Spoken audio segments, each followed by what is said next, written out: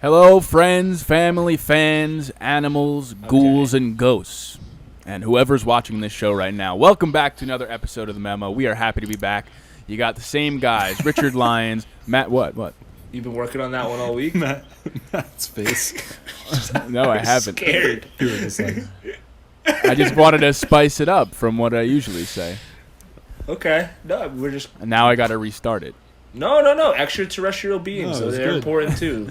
Now there's just in the middle of the intro, Yeah, there's a robots. whole thing thrown at whoever. What we Dragons. can't discriminate against anybody here. We don't know. There could be extraterrestrials behind the moon that pick up signals and see the memo. we'll take whatever we can get at yeah. this. Yeah, exactly.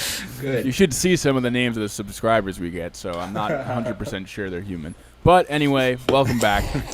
You got same guys as always, Richard Lyons, Matt Brodsky, and after a two-man show last week with us, we're happy to have Alex Masados back in the fold in his green room as he always is. How you doing, Masados?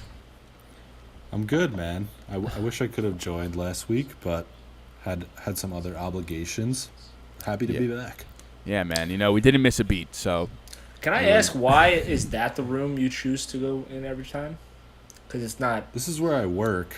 I don't want to work in like my room. So So it's like Yeah. your office, basically. kind of like makeshift office. Yeah. Okay. Fair enough. looks like a fun time. Looks like bright and vibrant. Keep the attention span, going. But That's today, this episode is going to be, and we don't do this very often, actually. We are not a fantasy football show, but seeing as we just, announced our draft order for our league, we thought it'd be fitting to come on here in a time where sports news is lacking and talk about fantasy football, our league and format, and, sleepers, overrated guys, and all the fun stuff like that. Yeah, we figured we've just been doing so much talk about things going on in the sports world that are not related to the actual on-field product that with sports coming back on the horizon, we can just dive into a little bit of real sports conversation, even though it's literally fantasy sports conversation, but real actual topics instead of just your typical headlines that you get every day elsewhere. Yeah, like that makes any sense. how much Patrick Mahomes makes every time he sneezes, and all those stats Yes. we see everywhere. And every single player on the Nets has coronavirus. Yeah, it's ridiculous. Yeah. Also, as you can see, I'm wearing very dumb-looking headphones. I just want to acknowledge that now that I know they're dumb, so you don't got to tell me. Thank you. Matt actually They're very dumb. Yeah, but I use them for gaming. They were only like $50, so if anyone wants a link, hit me up. But Matt is actually the commissioner of our fantasy football league, so a round of applause to him. He's been doing it for 6 years now? This is our 9th year, 9th year with you as commish, always that whole time. as far as I know. I don't Oh, think wow. anybody else. Wow. Couldn't be a more I tried to corrupt usurp man. him. I tried to usurp him one year. There was it. Didn't That work was. out. It got a little weird there. Yeah, there was definitely Stomped out the revolution. it was based in real feeling, you know that, because some people were were pushing for it. Yeah, you were behind Well- Alex too, I think. Let's rehash your history of controversy. Oh You, my Okay. You, Oh God. you corruptedly traded picks for a future season. That was not chill. And you fucked Kornfeld out of a playoff win. He fucked himself out of a playoff win. Cornfeld doesn't need any help to choke in the playoffs. Don't put that on me. Who did he Listen. lose to that year? Vinny? Yeah, And I think it was. Vinny didn't have internet connection? That must have been a lie. No, it was not a lie. I will not go back and relive any of the moments of my past. All great leaders and great commissioners have to deal with difficult decisions to make. It comes with the job description. You can't please everybody with every move you make, but I think you should be more happy than anybody, Alex. You've been fucking running wild over our franchise, over our league. You have Yeah. 4 championships in 8 years. You should really not be Yeah, complaining about how things are being run. That is true. You and I have had quite a few exchanges at the top of at the Super Bowl party, handing me that trophy. Yeah, Yeah, I'm getting a little too comfortable with it now, and with the way that this Just season's so the gonna listeners go. know, just so the listeners know, 4-time champ in our 9-year history. 8 years. This is the 9th year. Oh, okay, even better. So shrink those numbers a little bit. Shooting 50% out here. Yes. How many times have you lost in the championship? Once, twice. Once, I think. Okay, so 5 appearances. Listen, it's impressive. It's undoubtable at this point.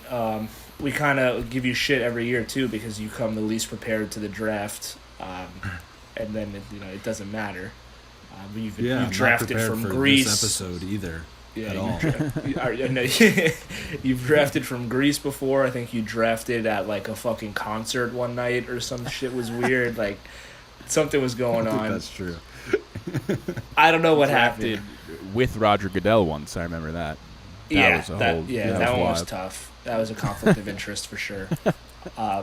But yeah, you seem to get it done. But like Richard said, we did our league draft order yesterday. Richard, you have what is it, the 4th pick? I have the 4th pick. Okay, Alex. 4th, 5th, and 6th. Oh no, you're 9th, right? Yeah, you have the 6th pick. I thought, Alex. Yeah, I think Kornfeld has 5th. Yeah. That's He how I does. got confused. Yeah. So Richard's 4th, Alex 6th. I'm 9th. It's a 10-man league. Honestly, I'm pretty confident with a late round pick this year. I think there's a lot of talent that you'd rather double up on instead of like that top end talent at like a pick, 1, 2, 3. So I'm feeling good. I don't know about if you guys are happy with your pick, but I'm excited for it. Yeah, I'm definitely, I feel like, in a good position where my decision probably will not be that difficult. You're going to have the top 3 guys go. When you have the 1st, 2nd pick, you're always, debating, do I get this guy, who's going to break out this year, who's going to do that, whatever, who's going to get hurt. But, at the 4th spot, I feel like it'll be really narrowed down to one guy that I can just be like, all right, that's my dude. Just a little background on the format we do. We do 2 quarterbacks, 3 wide receivers, 2 running backs, a flex, kicker, defense, special teams, and 6 bench spots, right? I believe there's 5 this year. Oh, 5. So we have very high-scoring matches in our league. I wasn't gonna let us know about that one. Listen, the rules of the league haven't been officially announced yet, but there are some minor tweaks and changes that I've been working on. Yeah, kids consulting announcing with the rules board. on a podcast that none of our league listens to. So none of Listen, them know about it. you want the information, you got to tune in. This is how we get our listeners. Insider trading. But yeah, 2 quarterback leagues. I feel like we all have very different strategies. Matt, I feel like you're always in the don't draft a quarterback till late boat. Unless it's Rodgers. Yeah. I had a string of years there where I would stop at nothing to get Aaron Rodgers on my team. I don't know. It's the strategy is very interesting seeing it across everyone. Like, do you want to double up on like 2 top end quarterbacks, but then you punt on, I don't know, your receiver group? Because a lot of leagues do 2 wide receivers when they do 2 quarterbacks. Yeah. So that's where it gets tough. We have 3. Yeah, I mean, I like the deeper. Go ahead, Alex. You guys were like making fun of me before for not always coming prepared, and it's kind of by design. Like, I like to see like how the draft plays out, see who's going to fall to me, and make my picks that way. I don't go in with like, I need this amount of good quarterbacks, or I need like this guy or this guy. So yeah, so that's not just me being unprepared. It's just my strategy going into it. Not going to tell all my secrets, but yeah. So Yeah. with the 6th pick, I don't know who I'm going to pick. I'm going to have to wait and see. I'm gonna have to wait and Kinda see. see Yeah, how I mean, Or falls. obviously it is a draft, so you don't know who's going to be there anyway, so we're not going to say who we're going to take. But the reason I like to do mock drafts and stuff like that is because it's normally pretty accurate to who's going to fall. Like, if you do a bunch of them, you start to realize guys that are going to be in the range of those like certain later picks, so you can kind of get a few guys in mind, so that way when you're on the clock, and it's one of those later picks, and everyone's like, come on, go. Like, you kind of have guys in mind already that you, like, knew would be on the board just from, like, doing a bunch of drafts like that. But I respect the strategy of, just... Yeah, I think that's almost dangerous, like, going into a draft, if you like a certain guy too much, you could fall in love with him, and he can be there, like, and you could reach for him and end up fucking up your whole draft. So that's why I don't do it. Yeah. Well, obviously it works. So yeah, that's the thing. It works, and it's tough having this podcast right now for the three of us, being that we're all in the same league and are going to be drafting against each other. Like Alex said, you don't want to give away all your tricks.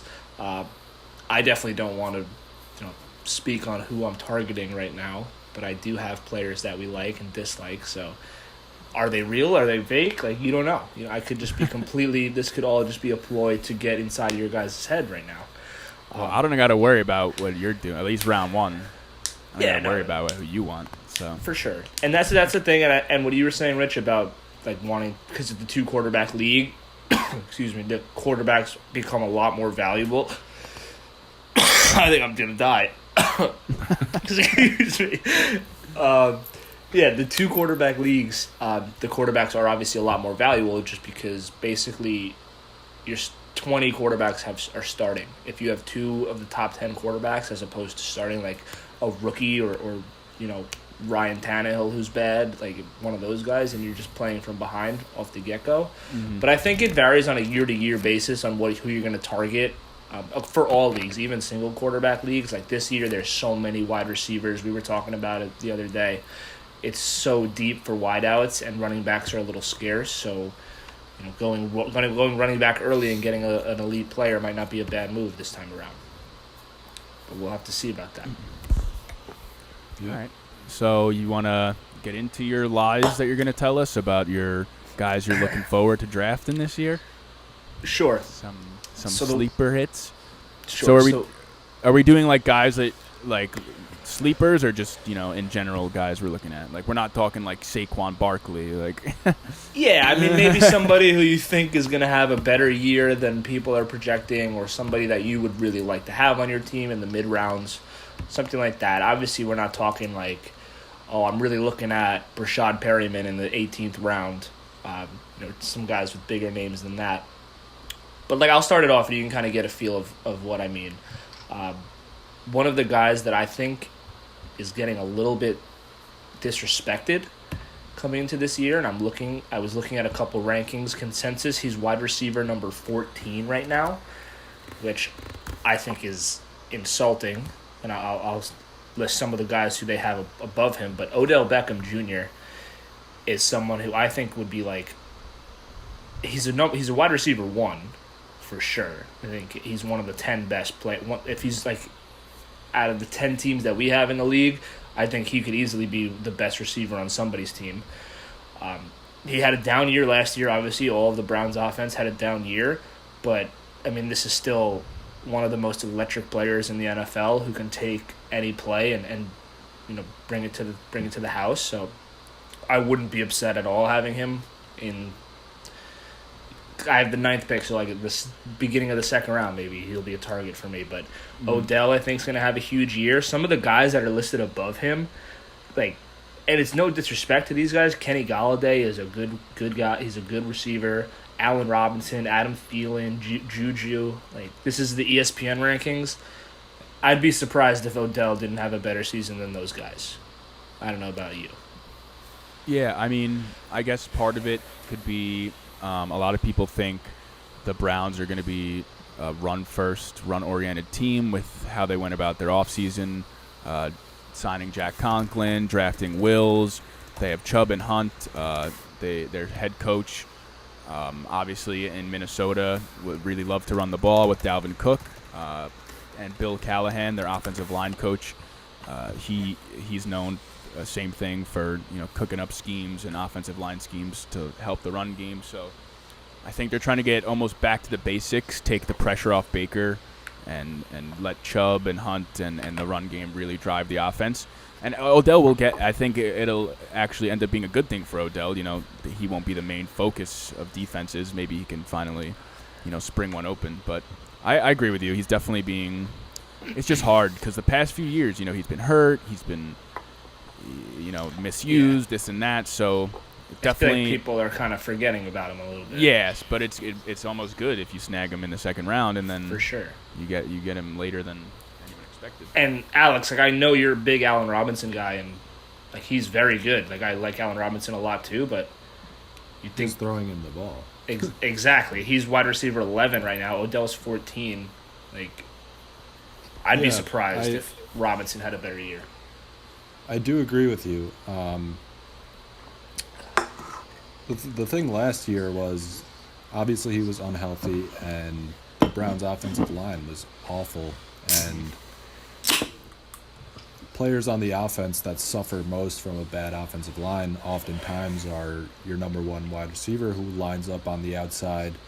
The quarterback doesn't have time to get through all his reads. He doesn't have time to get downfield or get through his route, and doesn't end up getting the ball. If Odell Beckham can stay healthy, and just going back to the Browns in general, it really seems like they've revamped what's going on over there. I know we say that every year, but yeah. Maybe this is the year that they finally put it all together. So I totally agree with you. I think Odell Beckham is being underrated. I wouldn't put Robinson ahead of him. I wouldn't even put. I love Kenny Golladay, but I wouldn't put him ahead of Odell just because uncertainty there in Detroit. They're always terrible. Stafford might not be healthy. You never know. I agree. But yeah, I'm hoping he turns it around because I'm a fan of his. He has his character issues that are well documented, maybe a little bit gassed, but I want to see Odell go back to that. He's a top 10 he's a top 10 talent in the league, I think, and it really has sucked to see him kind of fall by the wayside the past couple of seasons, and I think he's in prime position to turn it up this year. Yeah, I guess Richard, you touched on it. The concern with with having anyone on the Browns offense is that they have a lot of different options and a lot of mouths to feed. With Hunt, Chubb, Landry, Hooper, Joku, who's still on the team even though he has to be traded. So there's a lot of guys and only one football, so I guess maybe that's a little bit of a concern, but Odell's going to be the one to get the touches. Yeah, for sure. But also, Landry racks up receptions. He's like a third down, short yardage type guy, so maybe he cuts into that. I want to see, old, explosive, big play Odell, Yeah. What we used to see, take a slant 80 yards to the house. That's what he's been lacking lately. He doesn't make those same wow plays that he was known for. Is it because he's been hurt, broke his ankle, banged this up, banged that up, or is it just, like we said, is he being misused and, new system, new quarterback, bad team? We'll find out. But I definitely would expect a bounce back from him. Who do you got? All right, so here, another receiver, but nowhere in the class of Odell Beckham Jr. Probably not even a guy that is on anyone's draft radar. But a guy, Rashad Perriman. No, not a New York Jet. A team that Matt has had a big problem with this offseason. A former Jet. It's Robbie Anderson. No, it is not. That did not help out their star quarterback that people have been begging to get some weapons around him.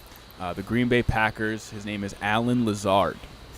6'5", 24-year-old receiver. It's looking like he's going to be playing opposite Devontae Adams. He had about 500 yards receiving last year, I think, 3 touchdowns, nothing crazy. But it's looking like he's going to be second on the depth chart. They have no other weapons. They didn't bring anyone else in. He's going to get a lot of opportunities. I don't think, do they have Valdez-Scantling and Allison anymore? I don't know if they're going to be taking touches away from him, but I think they're on the roster, but but they're not good. But we hear good things about this guy, and I just think based on volume and more usage, it could be a nice sleeper pick with This is- Aaron Rodgers throwing him the ball. Dollar store Danny Green, this guy. Looks just he like looks Danny exactly Green. like it. So that's my look. I'd like obviously nowhere in the realm of Odell. Like Matt's talking, a guy who could slip to the second that you pick up. That would normally any other year go in the first. I'm talking about a late round guy who maybe you throw in your flex, or maybe he ends up being a wide receiver you can start every week if he's consistent. But I just think he's going to have a lot more opportunity this year given the lack of weapons they brought in. So It's so weird what happens with the Packers and these weapons, because it seems every year, and you mentioned it, like Scantling, his name is at Marquez Valdez. What is his name? Marquez Valdez-Scantling. Marcus Valdez-Scantling. So like it goes 2 years ago it was his time. No, last year it was him. 2 years ago Geronimo Allison was going to be the guy. Every year they bring in a tight end like Jimmy Graham, Jared Cook. Everybody is like buying into them, and they never seem to pan out because Rodgers really fucks with Devontae Adams, and he's their main target. He gets all the touchdowns. He gets all the receptions. But you're right. I mean, somebody else has to catch passes on that offense. So hopefully Lazard will be able to finally give Rodgers a number 2 receiver, a reliable weapon. Yeah. And I hope you're right. I have him in a dynasty team in a different league, and waiting for him to break out. Yeah, I mean, he's got the physical traits. He's 6'5", and he's young. He's going to his 3rd year, so he has room to improve. And as opportunity, that's I feel like that's what you got to look for in sleepers. Like, who's going to get an opportunity that they normally wouldn't have had, and then you got to read about how's it going in camp. Now it's hard this year because there was no OTAs, no offseason, no mini camps, all that stuff. So you don't hear who looks good, who likes who. Like, we haven't heard. Aaron Rodgers has been throwing dimes to Lazard, but yeah. So hopefully we hear something come out of training camp. But yeah, that's my sleeper pick, Alan Lazard. Everyone calls him the Lizard. Yeah, he's got all the physical traits. I remember reading about him last year, and supposedly he's very fast, very big. I think he'll be a good complement to Devontae Adams. And in a similar vein, I'll go ahead with my sleeper, and it's not really a sleeper. He's like the 5th or 6th ranked running back, but I think he has a real chance to come out as the highest scoring fantasy back next year. A key part of that Packers offense that everybody failed to mention is Aaron Jones. As Rodgers gets older, he becomes a little bit more conservative. The Packers are going more run heavy than they ever were last year. And Aaron Jones is a beast back there. He had 1,500 all-purpose yards, 16 touchdowns. So he had a great season last year, but I'm seeing him here in this ranking ranked behind guys like Eckler, guys like Josh Jacobs, who are no slouches by any means. But I think Aaron Jones really has a chance to put himself on the map next year. It's a contract year for him. It's a very competitive running back market next year in free agency. A lot of guys are going to be looking for deals. Yeah, a lot of really good running backs coming onto the market next year. And Aaron Jones has to know that he's got to show out this year if he wants to get a second contract and really solidify some good money in the NFL. Obviously, he's on a rookie contract. He's not making much. And he has it all. He can run. He can catch passes. He had like 500 reception yards last year, 1,000 on the ground, and he really didn't come on as the 3-down back until later in the season. So a full season of Aaron Jones being that for the Packers, I think he's going to show out, and I think he'll come in the top 2 in fantasy running back points next year. Wow.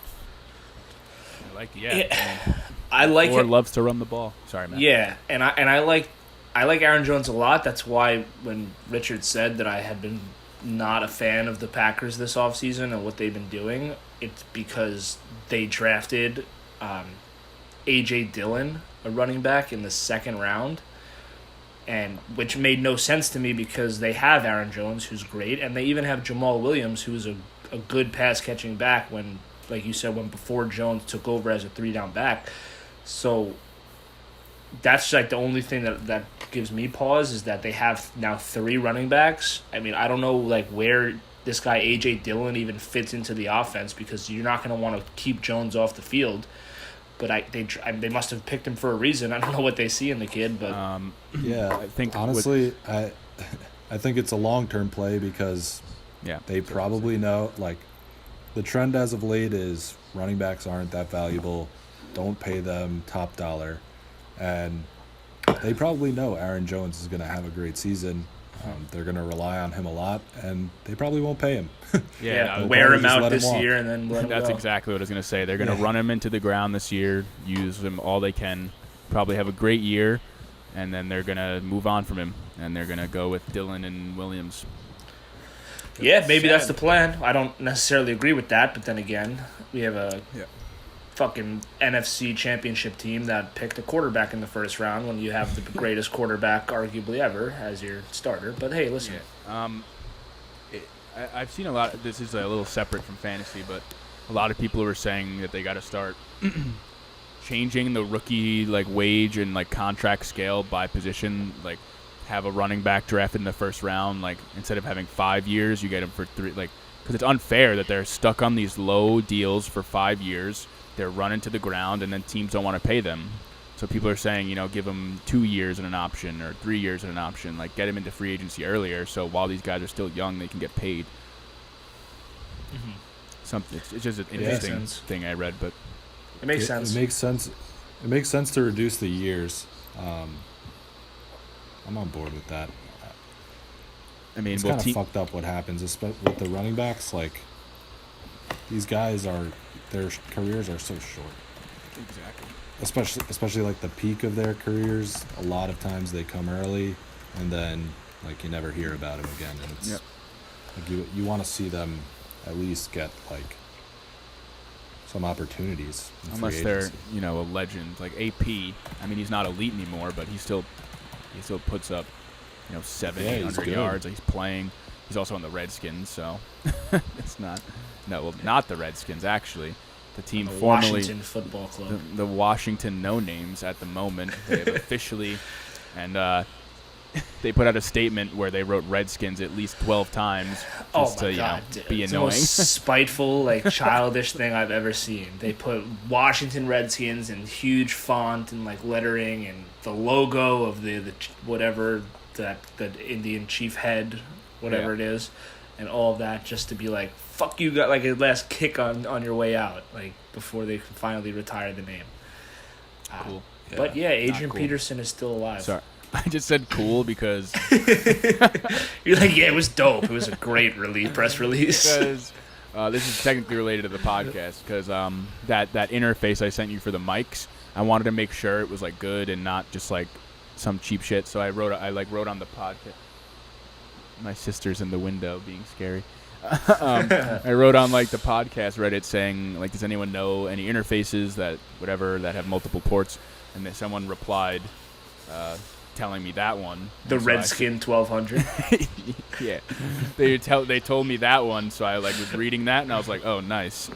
But I was like saying I responded cool to you for saying. Fair enough. We don't expect much out of you, but. They're filming me. They're being mean. Okay, so I've got another. We're talking running backs here.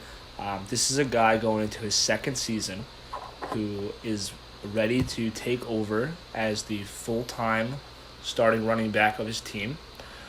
Currently listed as running back 13 on ESPN rankings.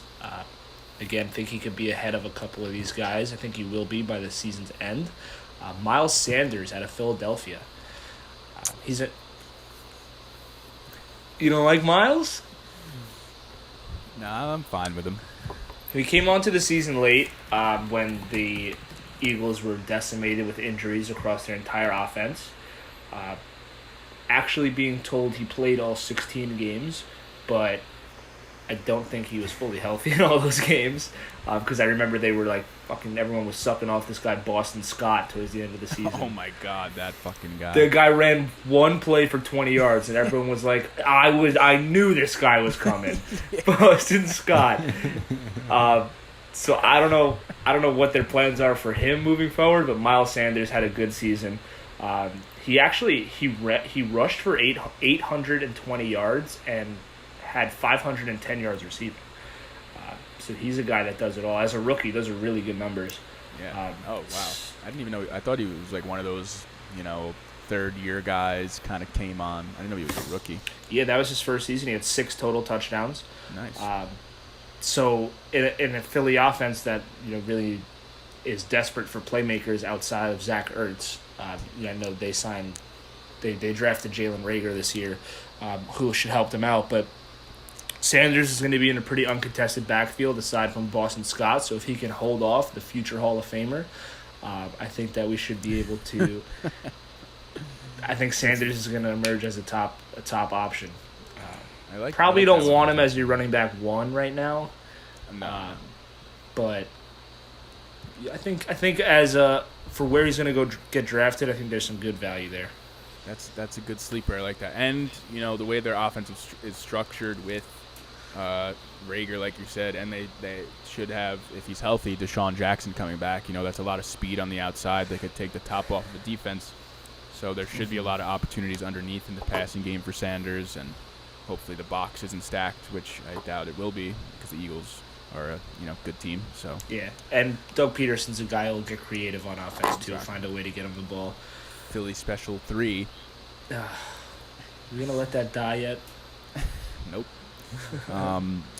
So now, since you guys thought I was guaranteed going to say a Jets player before, now I have to say a Jets player as a so sleeper. Predictable. Everyone knows who I'm going to say. It's not Perriman. It's tight end Chris Herndon. I just think if you look at everything's based on health here. So we're assuming healthy season for all these guys. If you look at the chemistry he had with Darnold in his rookie year, had like 500-something receiving yards, maybe 5 touchdowns, and he didn't play in every game. I think he started really playing towards like week 3 and 4. They just had a connection off the bat over the middle of the field on the sideline when Darnold would scramble, and he always had a knack for coming back to the ball and like finding the open spot.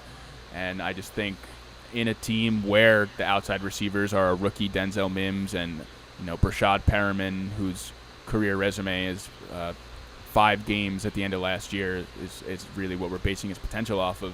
I think a guy who's going in his second year in the system and has chemistry with Darnold, and a team that lacks weapons on the outside, you're going to see Darnold going at him and Crowder a lot. So, I think he could maybe break into be a top 10 fantasy scoring tight end. I wouldn't be surprised. Maybe even maybe like top 7 or something. I don't know. But I definitely could see him having a good year for them, just solely based on the lack of weapons elsewhere. Yeah. You're gonna make me create another one of those GIFs where I'm shaking my head because of Quincy Enunwa. Now it's going to be the Chris Herndon GIF. This is different. All right, it's the same kind of thing. A guy who doesn't want to play football. No, Enunwa, it was like later in his career at least. So like you had that going for you. Like he was in the league for like 4 or 5 years already when we had that argument. Like Herndon just had a lost year last year. Like he was good his rookie year. For a rookie tight end, he had a great year. Look at any other rookie tight end and their numbers. He had a good year. And he just had a loss. Same thing that happened a few years ago with Marcus May. He had a great rookie year. He was decimated by injuries the second year. Everyone's wondering, is this what he's going to be? Is he going to be an injury-prone guy? He comes back this past year, and he was good again. So I'm hoping we get the same thing from Herndon. And I hope it was just a lost year and what will be a good career. Like I said, it's based on health.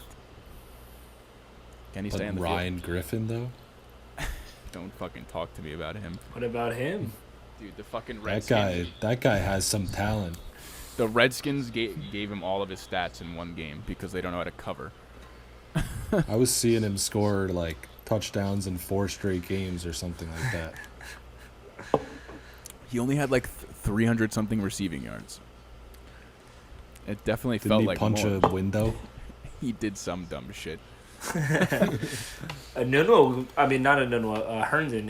Did he get suspended last season or is that this season? That last year he was suspended 4 games, and then he hurt his hamstring. Like the week he was coming back, he hurt his hamstring. He missed that game. Came back against the Giants, played 18 plays, and broke his rib, and then was out for the year. Wow. So it was just like an unfortunate circumstance all around, you know. But I think Darnold likes throwing to him and likes throwing to. Obviously, if fucking Ryan Griffin is getting decent numbers, Darnold likes throwing the tight ends. So I think Herndon will have an opportunity there. Whatever happened to Austin Seferian-Jenkins? He sucks. I don't think he's in the league anymore. I think he had a problem. He was on the Jets.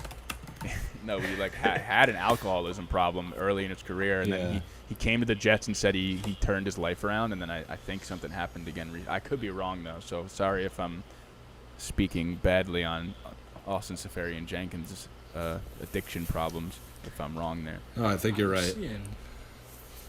I'm seeing model citizen on his Wikipedia page. Really? Oh yeah, I'm pretty sure he turned his life around or something. Didn't or he pretends like he did. Is he the one? Is he the one who caught that touchdown that was ruled not a touchdown? Yep, and we were at the game, right? Were we at the game? I don't know. I wasn't there. Game. It was week 6 against the Patriots. Yeah, I think I was at the game. What'd you think? Did you have a good angle on the play? It was a touchdown, no doubt. Okay. I don't know. Jets always have fucking problems with shit like that. No one can hold on to the ball, damn it. All right. Well, I guess that's my cue. So I'm gonna talk about a guy that I talk about a lot. Wide receiver on the San Francisco 49ers. Ooh. Deebo Samuel. I'm seeing him ranked 50th in this. Wow. Well, he's also hurt. Which is, I don't care. Foot. He'll come back strong. Nobody heals like Deebo. Nobody heals like. You see that guy's body? I talk a lot about guys' bodies on here, but 50 is not a bad spot for him. But I think Deebo's going to pop off this year. He's got a full year under his belt. Came alive in some clutch moments last year on the 49ers playoff run.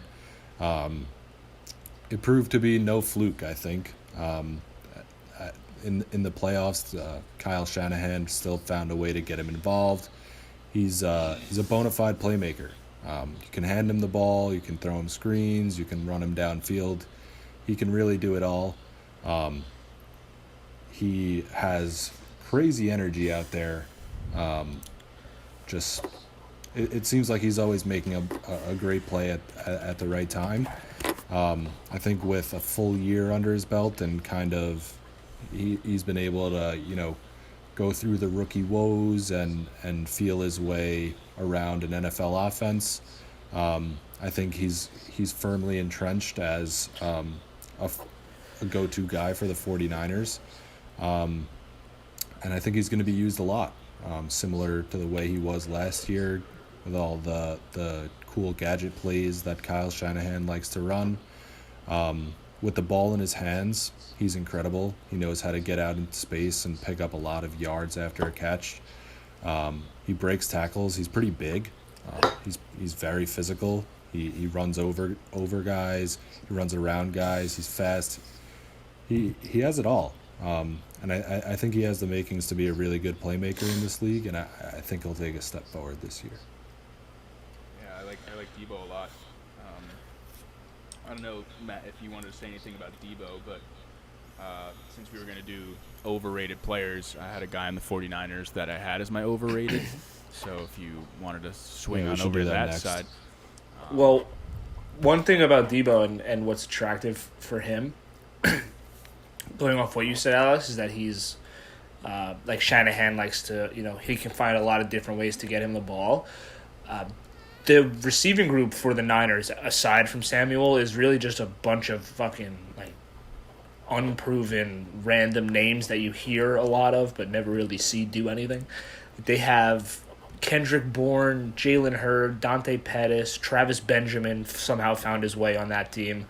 And they have Ayuk. Yeah, that's besides. So Brandon Ayuk, if he's going to step up and be like, Ayuk has so much opportunity to really become like the number 2 receiver there, because they just have a lot of random guys. It depends on, obviously Kittle is the number 1 receiver on the team. But yeah, Debo is going to be. He should have a lot of opportunity in that offense to put up some numbers. I know a lot of people like Jalen Hurd. When he came out of Baylor, a lot of people were high on him. Who the fuck is Jalen Hurd? He was hurt. He was hurt all last year, so he didn't play. But he could. I mean, he's going in his second year, I think. So still a young guy. He was a rookie last season. I believe so. Yeah, 3rd round pick last year. Yeah, so people like him. I'm not saying he's gonna be. I'm just saying like he could be a guy that they're expecting things out of. Has not. So he missed all of last year. He didn't play at all. Yeah, I believe so. Interesting. Came out of Baylor. But so the guy I had on the 49ers that I do not like, in that from doing mock drafts and stuff, I've been seeing, not drafted high, but just a guy that I would avoid. I do not like Mostert. I was a big fan of him during their playoff run because his name's Mostert, but and he played really well, and he's a decent player. But I think they have like Debo going in his second year. They drafted Ayuk. They still have Kittle. Like I think they're gonna focus a little more on the passing game this year, and they do run they have a running back committee. He's not the bell cow. He's not the workhorse. He's not old, but for a running back, he's 28 or 29. Like, I just don't think. I think he's going to get a little overdrafted by people who saw what he did late last season and expect a bell cow season out of him. But I just don't see him being that type of guy. And just the way they run their offense, I don't think he's going to be a reliable fantasy option. I think he'll be a good player. Like when you watch the team, you'll be like, oh, Mostert's good, but he'll probably end up disappointing you on a weekly basis in fantasy. Can't count on him. That's my opinion. I don't know, but I get what you're saying, because like that offense is so unpredictable, and they kind of just ride the hot hand and like do like weird shit, creative stuff.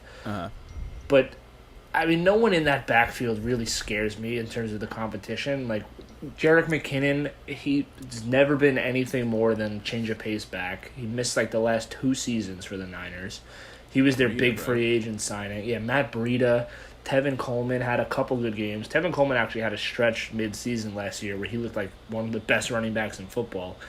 But like the reason like we saw Mostert become the guy last year in the playoffs and towards the end of the season was just because he was so effective and you couldn't keep him off the field. I think he's a good running back too. He's a prime candidate to be overdrafted, 100%. I'm not saying he's going to be bad. I just I don't. Yeah. He scares me. I don't trust him. Yeah, for someone I'd rather somebody else take that pick, and if he's good for them. But I agree with you there. Also like you said, just naming all those guys like Breida, Coleman, they can have they can get hot, those guys, and they've shown in the past that they're pretty good players. We saw Coleman on the Falcons put up good numbers as the number 2 to Freeman. Breida, we've seen him play well he was on the Vikings, right? We've seen him play well on other teams, so who knows? Are they really running with 4 running backs? I don't know. Are they going to keep McKinnon if he's been fucking out for so long? They gave him a big contract. I think it's part of their. I think it ended up working out really well for them. I don't know if they did it as. I don't know if it was part of their strategy last year, but I'm sure they'll follow suit with what they did last year, because they had all these running backs that, they were serviceable for some games and sometimes even very good. And by the time the playoffs rolled around, Mostert was fresh. He had fresh legs, and they were able to give him a lot of carries, and he was great for them. So I would expect more of the same. Richard, I agree with you. They have enough average to decent guys that, they can really run a true running back by committee, and I'm sure they'll do that this year. He's also the only one that played all 16 games out of the running backs, but started in 0. And honestly, the numbers couldn't all – they're so close. He led, actually, with 772. Then Breda had 623. Coleman had 544. But Breda and Coleman both didn't play 16 games. But then Coleman had 180 receiving yards. Mostert had 180 receiving yards. And Breda had 120. So they really do, like, use them all, interchangeably. It's and a they true try. committee. Yeah, it's really – and if they're all going to be playing all – and now if you add McKinnon to the mix, who knows what happens there. You add Ayuk to the offense, another year of Debo. Who knows? Who knows who's going to be the focal point? So I'm not taking it. Mostert requested a trade also. That's true. Yeah, I mean, if don't he know, gets nothing traded, really maybe he happened gets about used that. more on another team. It's not based on the player. It's more based on the situation, and I just don't think he's going to have the opportunities to put up big numbers like that. Don't disagree with you. That's fair. All right, I've got a guy now. We're moving on to players that we don't love as much as maybe the ranking suggests or the hype suggests. I might get a little hate for this because this guy had a great season last year, and he seems to be like everybody's on board with him and he loves him. Fucking A.J. Brown from Tennessee. I mean, he's wide receiver 15 right now, ahead of some guys that like T.Y. Hilton, Keenan Allen, Tyler Lockett, Cooper Kupp, like Stephon Diggs. I mean, listen, A.J. Brown had a good rookie year. He looked like a legitimate player, but this goes back to what I've been saying for months, that towards the end of last season, I did not think what the Titans were doing last year was sustainable at all. From what Ryan Tannehill was doing to even what Derrick Henry was doing, rushing for 200 yards every game. Derrick Henry's ranked the second highest running back right now. Would you guys want to take him at number 2? Like, I don't think that these guys are. I don't think that offense is really like an elite top 5 offense in the NFL. I would not. Someone's going to overdraft A.J. Brown. It'll probably be Richard, and I want no part of it. I did draft him in multiple mock drafts. I like A.J. Brown. I think he's a good player. Do I think that ranking is a little generous? Yes. I agree with you there, but guy's a beast. He's good. Fast. He's big. I guess he's like easily the number 1 receiver on the Titans too, which is going to help. I'm sure he'll get a bunch of receptions. Yeah, Corey Brown is going to just continue to disappoint. Is he even on the team? Corey Brown? Who's Corey Brown? Corey Davis. Corey Davis. Oh, yeah. He was the 5th overall pick. Yeah. Yeah. He's been bad. And I forgot about him. Brown looked like what they wanted Corey Davis to be last year. But I agree with you. I'm not dying to pick any Titans player, honestly. That's more so the thing. Like, it's not really a knock on A.J. Brown because, like, he had a great rookie year, and, like, why would he not continue and follow it up? Was he a first-round pick? I think so. First or second-round pick? I think, I'm not sure, but... Yeah, it's just that Titan... Like, I don't trust the Titans any game, anytime. Yeah. Like, for years. Even when they do well, you don't trust them. And I agree with you. I'll never trust an AFC South team. Yeah. Yeah. It's a weird situation. I don't know. I just don't... It's more so the quarterback. I don't think Ryan Tannehill is... I think that contract was a big mistake, and I think that they'll be regretting it when he comes back down to earth and becomes Ryan Tannehill that we all know. But for 15, like I said, somebody's going to take him too high. He should not be ranked ahead of Keenan Allen. Come on. I agree. But also... You said Tyler Lockett, their quarterback? Too? That's Tyler ridiculous. Lockett, T.Y. Hilton, even DJ Chark, I think I would like better. Yeah, DJ Chark is king. Yeah. Yeah, I was actually thinking about picking him as one of my sleeper picks, but decided to go with Debo instead. I'm gonna, for my disappointing player to watch, I'm gonna go with, and I'm honestly shocked that he's ranked this high. Maybe you guys know something I don't, but the running back, I think in this ranking he's running back 13. Going to keep it in the AFC South. Leonard Fournette. Like, how long are we going to wait for this guy to, like, produce? He's constantly hurt or punching guys in the face on the field and getting suspended. And when he is playing, whether it's his fault or not, I think he's talented, but the Jaguars' offense is always pretty feeble. Defenses key in on Fournette and just stack the box, and he's not able to put up numbers that you want if he's your fantasy running back. And as running back 13, that means he'll probably get drafted as, I guess, a 1 or 2 guy for a team. I just don't think he warrants that. He's way too risky. I've been on record calling him the king of disappointment. I'm riding that one out. He's just never really impressed me. He's had some great games here and there, but it seems like he's never been able to put it all together and have a really, truly great season. I feel like he's kind of what Derrick Henry was before, like, last season when he finally broke out.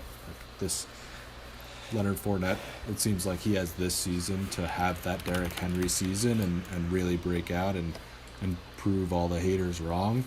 But I don't see that happening in Jacksonville.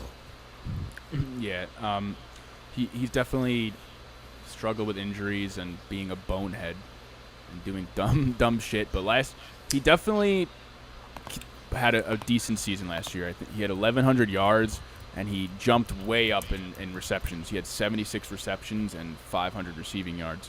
So he had almost 1,800 yards from scrimmage, but he only had 3 touchdowns, which really, I think, held him back, especially fantasy-wise. Probably, kept his numbers down. But yeah, I still agree with you. I've never been a big fan of his. He's just too inconsistent, and also seems kind of like a diva, and one that hasn't earned any right to be a diva because he hasn't accomplished anything really. But it would be huge for the Jaguars if he could play all 16 and build on what he did last year, because last year is, I think, what they've been looking for from him. All-around bell cow type back, and especially with Minshew, a young quarterback, and young receivers like Chark, Westbrook, and they just drafted Chenault. They're probably going to want to lean on Fournette, and I don't know if he's up for it. Can he carry the offense? I've been a Fournette defender for as long as I could, going into last season, and it's weird because like you said, Richard, he did have a pretty good season. If you look at his numbers, but this is the year that I'm gonna just say, like, I'm done with it. I'm denouncing my support for Leonard Fournette, just because if you he put up decent numbers. He got so many carries. Like, his yards per carry was it? I think it was still less than 4 yards a carry, and he just doesn't. 4.3. Okay, well, I mean, listen, what I'm not. What do I know? It's all right. Like, it's solid. 265 carries, 1,152 yards, 76 receptions, 522 yards. 3 touchdowns rushing, no touchdowns receiving. The receiving is pretty impressive. That he's definitely stepped up in that department. Yeah. But I don't know. It just seems like he doesn't I don't think he wants it enough. I don't think that he's not he's not that kind of guy. He's kind of like a selfish guy. I think he had requested a trade earlier in the offseason, or he hasn't been paid yet, so he's worrying about his contract issues. And listen, we can go on and on about the Jaguars and how they manage their players. I don't know if I blame Fournette for wanting out of Jacksonville. I'm sure he hasn't been given much help for the past couple of years, or support, but I just look at him as a guy who doesn't with the physical talent that he should have, and the physical abilities that he does have, and it just doesn't seem to translate on a week-to-week basis. So I'm with you, Alex. The thing is, I feel like people now are starting to know this, and so from a fantasy perspective, I wouldn't expect him to be drafted very high. almost to the point where it might be worth it to take him if he's still on the board. So it's like a weird situation with him. But I mean, Depends where he is. if he falls and he puts up those numbers last year, say you got him as your like running back 2 late in the draft or whatever he goes, if he's in running back 3 or in your flex, puts up those numbers, I think you'd be happy. But I'm definitely not looking for him to be my running back 1.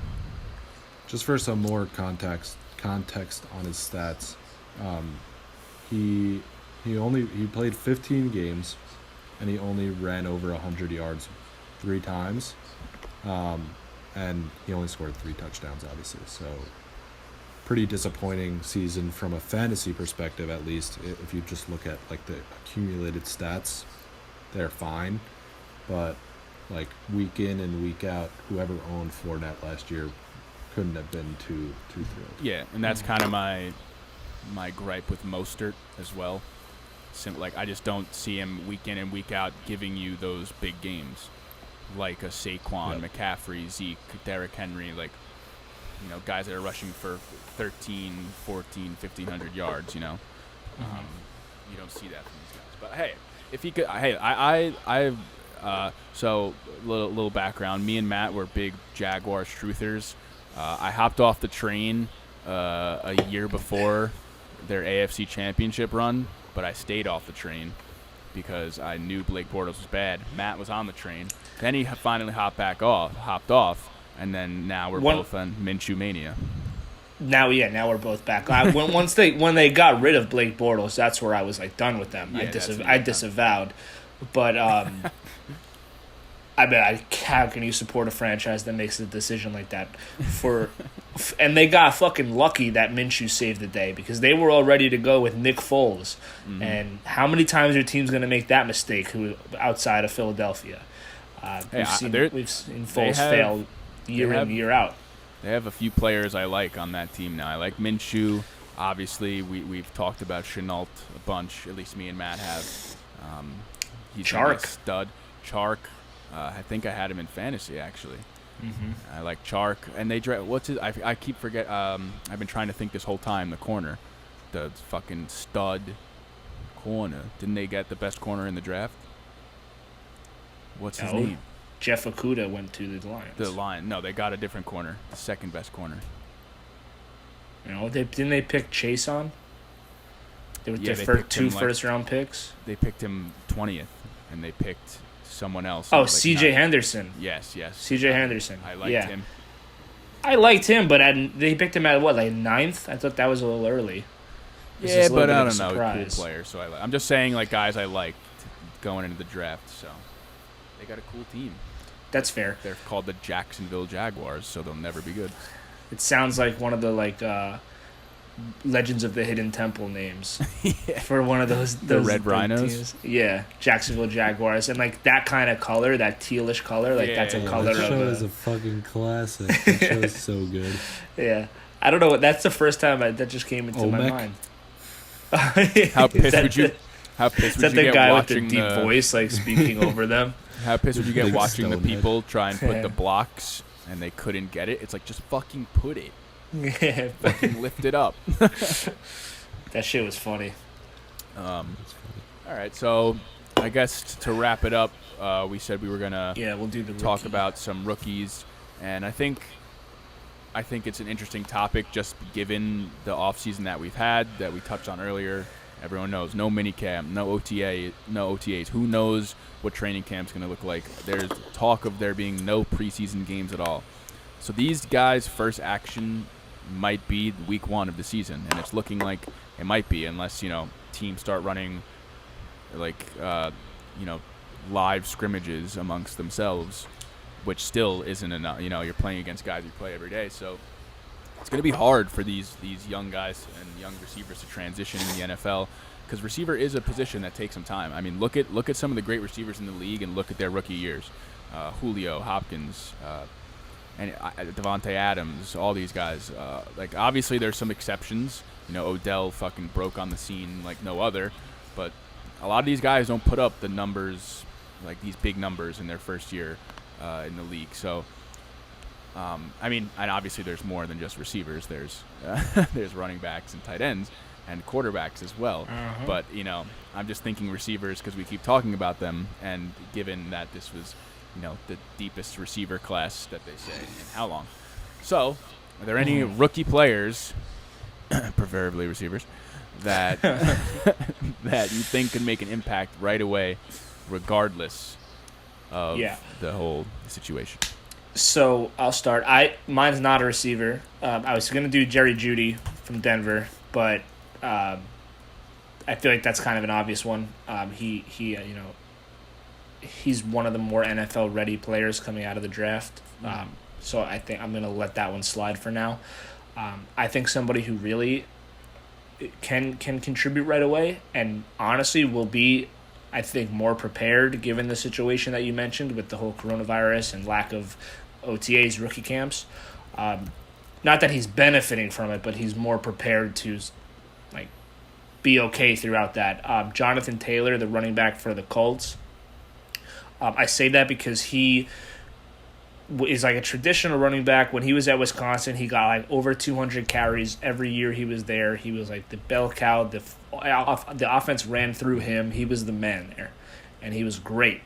It was just a stupid amount of touchdowns. I don't know off the top of my head because I didn't pull up his stats, but he was really their offense, and I think that'll help because he's used to just you give him the ball and he'll make things happen, especially with the Colts offensive line being as stacked as it is. I don't think that he would have as much of a tough transition as some of the other guys who are not coming into the best offenses out there. So I think he's in a really good position, especially with an older Phillip Rivers. I know they have Marlon Mack, who, listen, he's shown flashes, he's had good games, but they picked Jonathan Taylor for a reason. I don't think that they're 100% sold on Marlon Mack. And if you just looking at the rankings, Jonathan Taylor is ranked 22nd. Marlon Mack is 42nd. So people believe in Jonathan Taylor. I believe in him. I don't know what they're going to do with Mack moving forward. I think Jonathan Taylor is going to be the future. And I think that if somebody who's going to come in and be ready from day one, I would give it to the guy who has the most experience rushing the ball. Yeah, I like that pick. Running back, I think we talked about this earlier, or one of these past few days, is I think it's one of the easier transitions for rookie players because, aside from speed of the game, not much changes when you're transitioning to the NFL. A receiver, you got a lot of them run 3 routes in college, and then you got to learn a whole route tree. Tight ends, you got to learn how to block and learn a bunch of routes as well, and there's so many intricacies. Running holes open the same way in the NFL. A lot of blocking schemes are pretty similar, and reading the hole, it's really just a matter of reaction time at that point. It's not really you're not learning that much new stuff as a running back, and that's not my own analysis there. It kind of you see how many rookie running backs come in and succeed right away, but I've also heard that said by just listening to draft podcasts and podcasts in general. But I had another running back in mind, but I just want to switch up positions and go with the only one that matters, receiver, and a guy who I think is going to get a lot of opportunities, and was kind of a surprise pick when he was taken, Jalen Reagor on the Eagles. I'm outspoken, not a fan of Alshon Jeffrey. He's injury prone. He's older. I think he's a slow, not reliable receiver at this point in his career. Deshaun Jackson, who knows he could play one game, he could play all the games. He can give you 150 yards, and then he can give you 2 yards. Might get kicked off the team. Yeah, who knows with him? All they really got as a reliable option right now is Zach Ertz, and Miles Sanders apparently is the best player to exist after you told me his numbers before. But I think they want Reagor to be a big part of the offense right away. He has deep speed. He can run routes. He's got strong hands. He can catch the ball in traffic. I think he's definitely going to get a lot of looks early on, and they're not going to try and ease him in. I think that they're looking to have him be part of the offense right away, just because there's uncertainty. There's veterans around him, but they're not reliable veterans. So I think they're going to be looking at him, and with a guy like Carson Wentz throwing him the ball, that's you can get much worse. than I think Carson Wentz is very good, but I was just saying, No. he's not going to be Carson. on. He's not on like the fucking Chargers with Tyrod Taylor. Sorry, that was the first quarterback that came to my head. Fucking goddamn, man. He was Remind me of what I've got going for me right now. playing with a guy who can sling the damn rock, and I like Jalen Reagor as a guy who can contribute right away. How about you, fucking Miley? It's a puff bar. Oh, is that what it is? I thought. Wait, a puff bar is a nicotine stick. Yeah. Wow, I thought they were like protein bars that you kept talking about. It does sound like that. It does kinda You were sound like, like "Yo, they taste so does. good," and I was like, "Oh, I wonder what is It that?" has a nice family-friendly name. puff bar. So, as This is a Miley. somebody who, yeah, watch how you call Miley, kid. Anyway, as somebody who, admittedly, doesn't pay that much attention to rookies, I think, as Matt was saying earlier, or both of you were saying, rookies are just generally going to have a tough time this year with everything going on, and there'll probably be some degree of a lack of preparation for them going into the season. So maybe you just don't see rookies produce on offense as much in the 2020 season. So I took it upon myself to find guys who are like don't have much of competition in my eyes. So found this kid, DeAndre Swift, of the Lions. As somebody who was big on Kerryon Johnson a few years ago, he was really disappointing last year. Cut him some slack because the Lions quarterback situation was a mess, and I'm sure a lot of teams keyed in on him. But I think that running back spot in Detroit is up for grabs, and I'm reading some good things about DeAndre Swift right now, doing some quick research, so I can see him taking that spot from Kerryon, or at least cutting out a role in that backfield.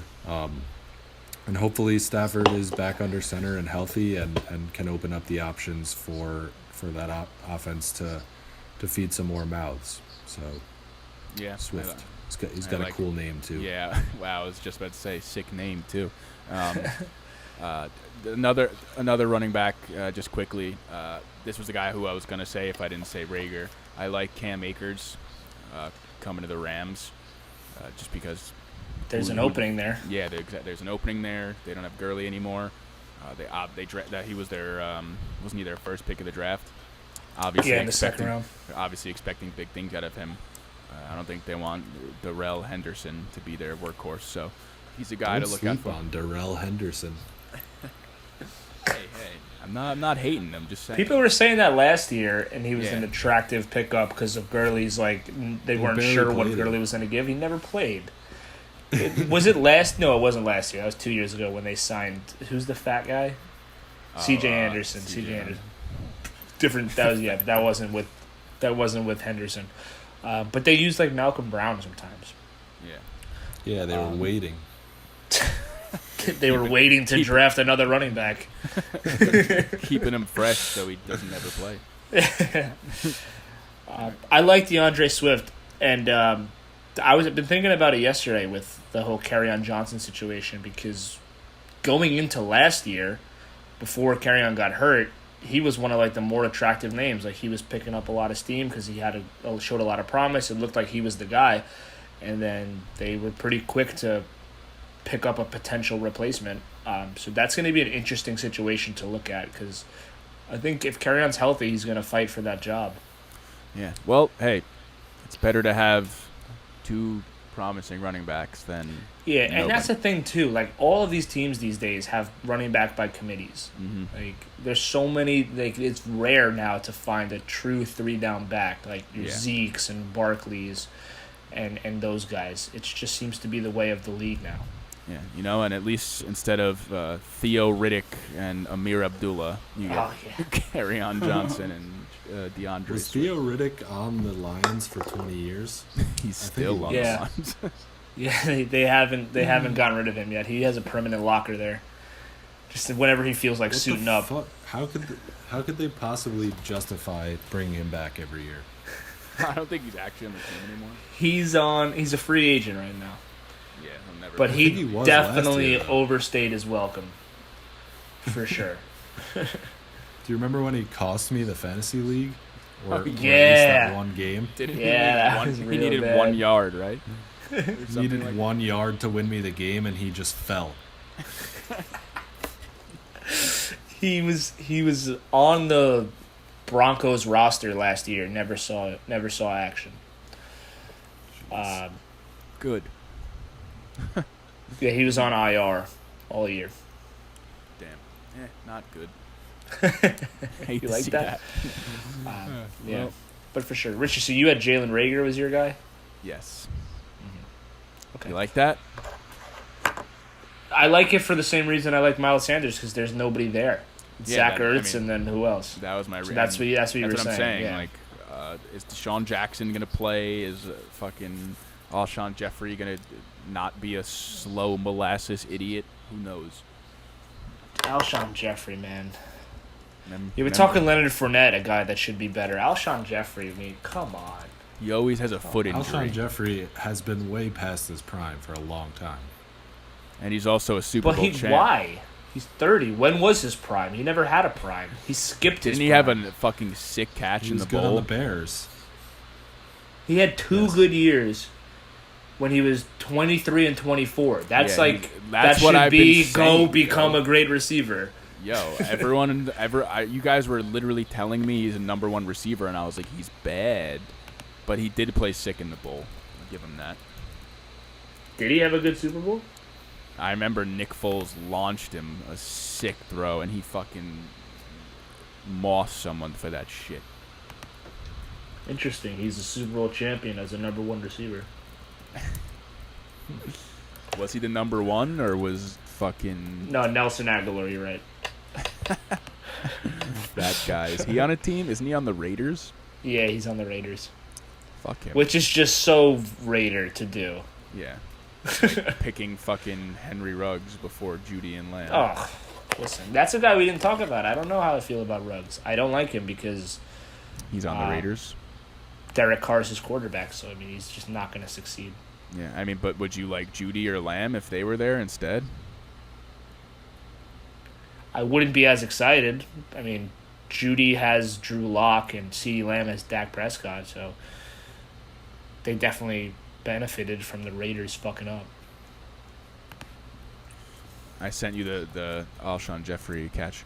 All right. I don't know if you guys had any more guys you wanted to talk about. Yeah, I know what it was when he was falling into the end zone with the one Yeah. hand. Yeah, that was sick. I don't know if you guys had any more you want to talk about, but it seems like we're sort of just That's all I got. rambling on here, so maybe we call it.